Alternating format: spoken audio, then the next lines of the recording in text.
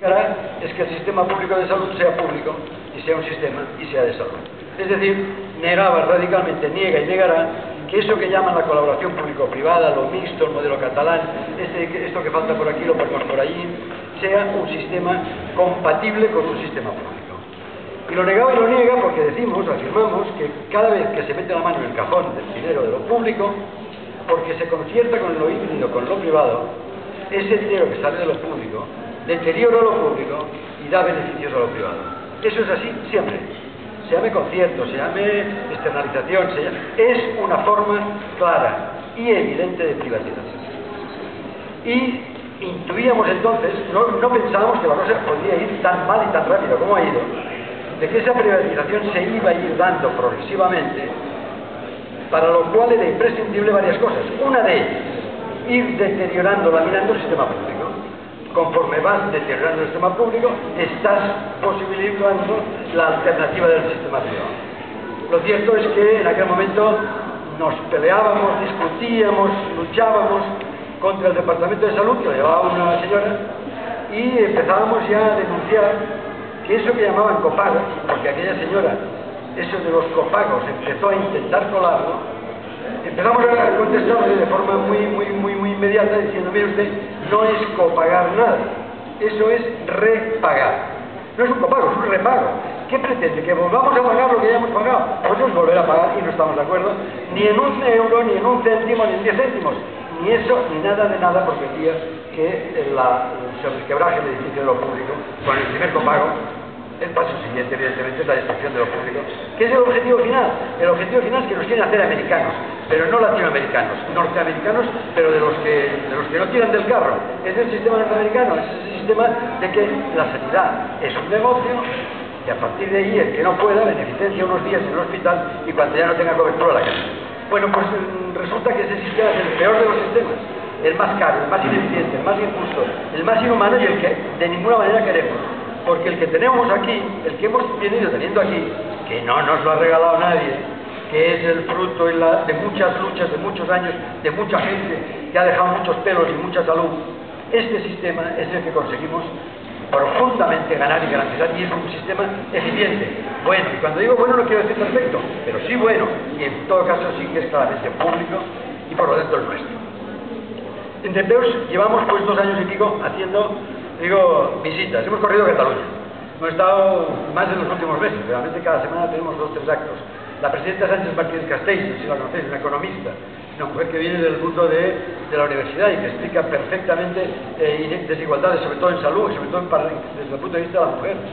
Aclararlo. Hay un eje de desigualdad de género que penaliza doblemente y triplemente a la mujer, como también vuelve a penalizar a los pobres, a los que están en situación más límite, evidentemente a los débiles. Esto está claro. Decía pues que hemos ido corriendo Cataluña. Hemos estado en Granollers, en Valls, en Reus, en Sils, en Breda, un montón de sitios. El movimiento se ha ido calentando. Dicen que no hay respuesta, pero a ver, hay respuesta. Hemos ido a explicarle a la gente que no se dejen engañar. Por eso que les explican y nos explican los medios de comunicación, los servicios del sistema, cada día va a ser una machacona campaña de perversa sofisticación y sustitución de las palabras. Nos dicen, compañeros y compañeras, el sistema no puede ser gratuito. ¿Pero cómo gratuito? ¿Gratuito de quién? ¿Quién nos paga el sistema? El sistema es nuestro, el sistema lo hemos pagado nosotros. El sistema nos paga la gente que trabaja, la gente que paga impuestos, la gente que cotiza. Evidentemente los muy ricos que no pagan impuestos no, pero el resto, los que tienen una nómina o los que querrían tenerla, evidentemente sí. Por lo tanto, de gratuito, nada. De copago, nada. Es repago. Vamos a seguir hablando. Ahora es que vivimos muchos años. Bueno, ¿y qué quiere? ¿Que colaboremos muriéndonos? No, pero perdón, es que realmente es grotesco, porque lo dices que no puede ser que vivimos tan ancho. Yo que mati mamara, nos pretenden resignados. O es cansada, eso es mentira. Se pueden hacer otras cosas. Es más, la historia está absolutamente llena de bibliografía que demuestra que en épocas de crisis la salida está precisamente en más empleo público, en más inversión social, nunca al revés. Es que no hay más dinero. Hombre, claro, si hay dinero para otras cosas, le damos ideas, se lo explicamos a algún Targarín o se lo explicamos a los que están en Afganistán, o se lo explicamos a los banqueros, se lo explicamos a la Casa Real, o se lo explicamos dinero a ver lo hay para lo que quieren. Es que el sistema es ineficiente. Mentiras otra vez. Mirad, yo sé que decir mentiras es muy feo, pero es muy real, es que no hay otra manera. Los eufemismos ya no nos sirven. Es un plan de retallar, es un plan de austeridad, no es de austeridad ni de retallar, es un plan de retalladas brutales, es un plan de ataque, es un plan de agresión, es un plan de destrucción. Por lo tanto, cuando nos dicen estas cosas, les contestamos sencillamente mentira, es mentira. Como es mentira que las listas de espera sean neutrales, home, no sigueu així, no sigueu radicals, sí, radicals, ho serem, perquè hem d'anar arrel. Por un poco de espera no pasa nada. Pero usted se cree, señor conseller, que las personas humanas somos máquinas, que nos pueden poner en pausa y esperarnos 6 meses. Pues es mentira, porque las enfermedades no tienen pausa. Las patologías avanzan y durante los 6 meses hay gente que no lo cuenta. Y hay otros que lo cuentan, pero están mucho peor. Por lo tanto, la espera es el desespero. Y los desesperos llegan a situaciones dramáticas. Decía que vamos negando una serie de afirmaciones que son mentiras. ¿Ens hem de resignar? Pues no, la única forma es no resignarse. El sistema mixto. El ICS es ineficiente, el ICS es un sistema público. Pero es que ahora ya han decidido, ya han explicitado que lo que quieren hacer es venderlo. Claro, vender aquellas partes que son rentables, porque lo que interesa es los negocios. Ya los nuevos rectores del Departamento de Salud, que vienen de la patronal, todos saben y conocen, eso es cierto, no han engañado a nadie. El primer día el conseller dijo, oiga, el que pueda que se haga de una mutua privada porque esto va a ir mal. Bueno, pues ya han decidido que van a trocear el ICS en 20 pequeñas empresas, más o menos, unas de pequeñas y otras no, y las pequeñas y rentables se venden. Las grandes y costosas, las que tratan enfermedades como tumores malignos, las que tratan SIDA, las que tratan enfermedades crónicas, esa no, esa para lo público. Lo que pierde dinero para lo público, lo que da beneficio para lo privado. Es la norma, es la máxima. Y van profundizando. Bien, dicen que esto está así, que se han sentido legitimados. Después de las elecciones detectamos, compañeras y compañeros, que efectivamente hay un cierto cansancio, un cierto agotamiento. Hay gente que no entiende, que se desespera. Pero ¿cómo es posible que con lo que llevan haciendo todavía tengan la medida? Es realmente difícil de explicar, difícil de entender. Pero se entiende porque la gente está alienada, porque la gente tiene mucho miedo, porque hay gente con mucho miedo, porque la gente todavía no reacciona como ellos quisieron. Pero reacciona y reaccionará, y más cada día. Les voy a poner ejemplos. Es cierto, se dice, somos la mayoría. Tienen 1 millón de votos, compañeras y compañeros, que son votos. Pero eso no es Cataluña, ¿eh? Hay más Cataluña. Somos 7,5 millones. No solo ese millón de votos, hay mucha más gente. Pues no cuentan todo lo demás. Ellos se sienten legitimados cuando hablan de una historia que en campaña negaron. En la campaña, es un país convergente, dijo, no aplicaré mis retallades a los minutos. Y ahora se me aplicat ara. I no patiu que ya no eran mis retalladas. Bueno, pues a los 2 días apareció el señor Formas explicando la nueva corte de retalladas que empieza por el copago farmacéutico, que siguen por un montón de agresiones a los servicios públicos, al transporte público, a la universidad pública, a todo aquello que sea público. Y a los pocos días aparece el señor Ruiz otra vez en un globo sonda diciendo que aquellas rentas que ellos consideren, ya dirán, se tendrán que hacer de una mutualidad privada obligatoriamente. Eso, compañeros y compañeros, supera todas las líneas rojas que puso tan de moda el señor Puig. Las rojas, las verdes, las amarillas, supera todas. Todas.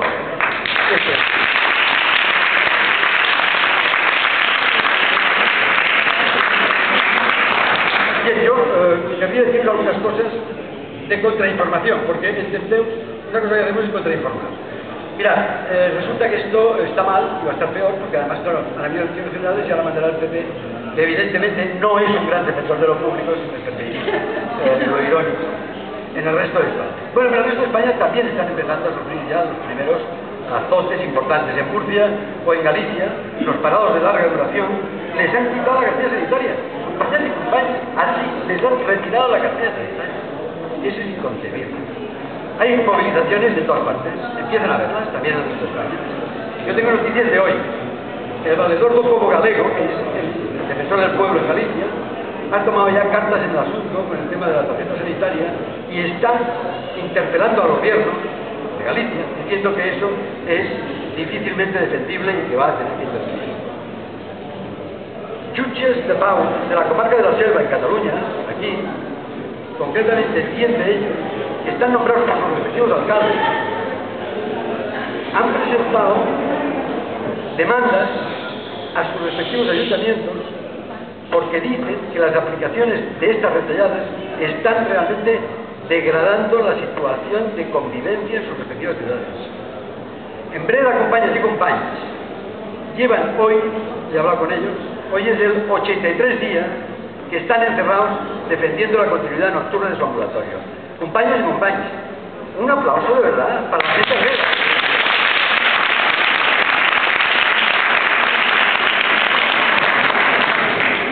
Hace unos días, pocas horas, en Hospitalet, 1000 personas se reunieron para reivindicar lo público en Hospitalet, el Hospital de Elche. En Hospitalet, la gente está más movilizada.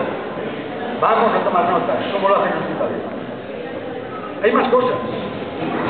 Hay situaciones que nos van escondiendo, pero que van reclamándonos. Dentro de unos días, como después, vamos a estar en Moncada. En Moncada viene una asamblea de 300 vecinos que se quieren pronunciar por la defensa de los jóvenes.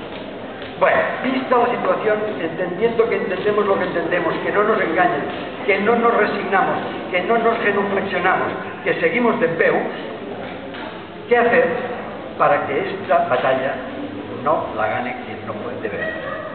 Bueno, una de las iniciativas que de todos propusimos fue llamar a una concentración hace unos días, el día 29 de noviembre, postelectoral por lo tanto, para ver si éramos capaces de montar una argumentación de carácter jurídico legal para llevar a los tribunales a los responsables de este desaguisado.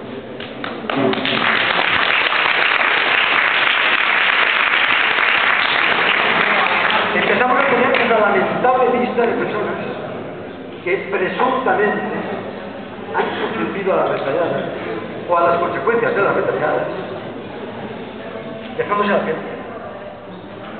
No, es que no era la retallada. Pero cuando una persona pasa horas y horas trasladándose con quirófanos cerrados y con servicios cerrados, lógicamente tenemos la sospecha, tenemos la obligación de denunciar que en condiciones normales la cosa podría haber ido de otra manera y no acabar con causa.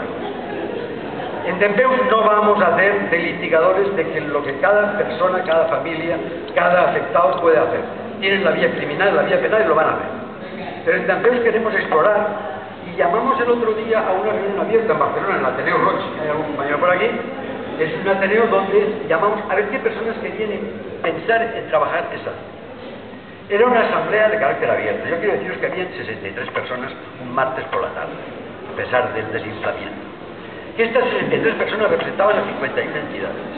Y que habían entidades que iban desde los sindicatos más conocidos, pasando por entidades profesionales y por todo lo que de alguna forma llaman toda la asociación 15M, había gente de DRI, había gente de plataformas, había gente de acampadas, había gente de los territorios de Cataluña, había gente de Mataró, había gente de Blanes, había gente de Breda, había 63 personas diciendo vamos a ver cómo lo hacemos para intentar llevar a los tribunales a esta gente.